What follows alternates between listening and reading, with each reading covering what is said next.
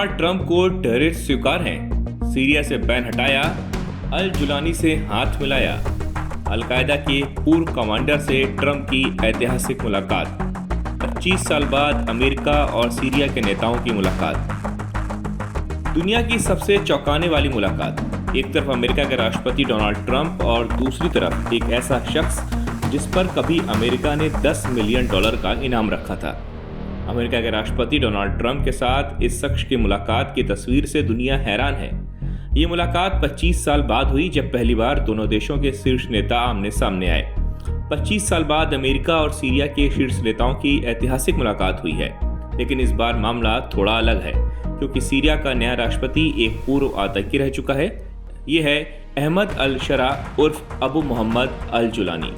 कभी अलकायदा का top commander रहा और फिर सीरिया में तख्ता पलटकर अंतरिम राष्ट्रपति बन गया और अब अमेरिका से दोस्ती करने की कोशिश में है। ये मुलाकात सऊदी अरब में हुई, जहां ट्रंप खाड़ी देशों के नेताओं से बातचीत के लिए गए थे। ट्रंप ने इस बातचीत के बाद जुलानी की तारीफ करते हुए उन्हें एक सख्त युवा और आकर्षक नेता बताया। ट्रंप ने कहा कि जुलानी एक योद्धा हैं, वह जिम्मेदारी लेने वाले और बहुत ताकतवर इंसान हैं। We are currently exploring normalizing relations with Syria's new government, as you know, beginning with my meeting with President Ahmed al-Shara. लेकिन क्या ट्रंप भूल गए कि जुलानी पर खुद अमेरिका ने आतंकवाद के आरोप लगाए थे?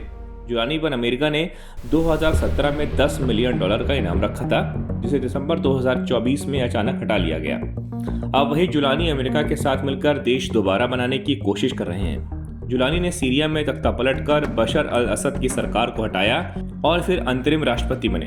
उन्होंने अपने आतंकी संगठन हयात तहरीर अल शाम की मदद से सत्ता हथियाई थी। इस दौरान हजारों लोगों की मौत हुई और जेलों में बंद कई आतंकियों को रिहा कर दिया गया। ट्रंप ने इस मुलाकात के बाद सीरिया से सभी अमेरिकी प्रतिबंध हटाने की घोषणा की। इस फैसले के बाद सीरिया में लोगों ने जश्न मनाया, आतिशबाजी की और सड़कों पर उतरकर खुशी जाहिर की।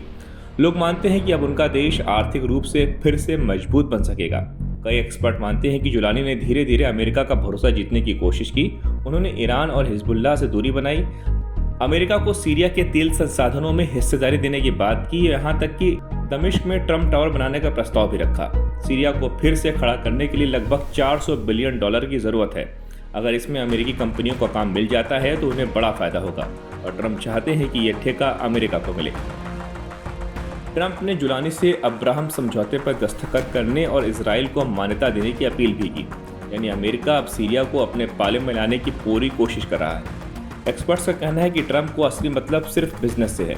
सिर्फ इतना ही नहीं, कतर ने ट्रंप को एक महंगा बोइंग 747 जेट गिफ्ट देने का वादा किया है, जिसकी कीमत 3400 करोड़ रुपए है। इस पर भी अमेरिका में बहस छिड़ चुकी है। ये गिफ्ट जासूसी के लिए इस्तेमाल हो सकता है।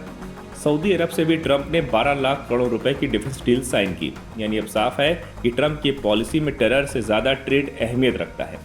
अब बड़ा सवाल ये है कि क्या अमेरिका आतंकवाद से समझौता कर रहा है या जुलानी जैसे नेता को गले लगाना अमेरिका की सुरक्षा के लिए खतरा नहीं है?